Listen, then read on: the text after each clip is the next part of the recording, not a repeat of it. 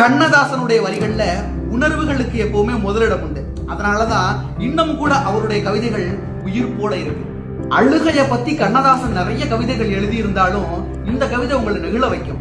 தொழுவது சுகமா, வண்ண தோகையின் கனிந்த மார்பில் விழுவது சுகமா, உண்ணும் விருந்துதான் சுகமா, இல்லை பழகிய காதல் எண்ணி பள்ளியில் தனியே சாய்ந்து அழுவதில் சுகம் என்பேன் யான். அறிந்தவர் அறிவாராக.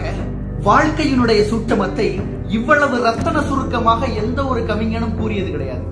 வீடு வரை உறவு, வீதி வரை மனைவி, காடு வரை பிள்ளை, கடைசி வரை யாரோ, ஆடி வரும் ஆட்டம் ஆயிரத்தில் நாட்டம், கூடி வரும் கூட்டம் கொள்ளி வரை வருமா, தொட்டிலுக்கு அன்னை கட்டிலுக்கு கண்ணி, பட்டினிக்கு தீனி கெட்ட பின்பு ஞானி. தமிழ் மொழியின் மீதான கண்ணதாசனின் காதல் அளப்பரியது.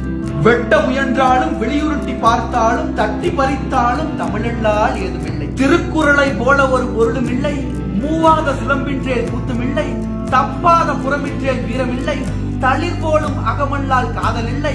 எப்போதும் தமிழ் மொழி போல் ஒரு மொழியே இல்லை, எப்போதும் தமிழ் மொழி போல் ஒரு மொழியே இல்லை.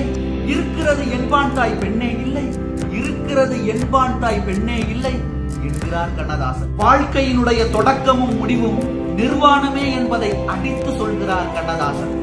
நிர்வாண மேனிதான் இறைவன் கொடுத்ததே நிர்வாண மிகுதியாகும், நில்லாத பருவமே நிமலன் கொடுத்ததே நில்லாமை உறுதியாகும். சர்வாங்க மென்கணும் சாற்றை படைத்தவன் தத்துவம் இன்பமாகும்.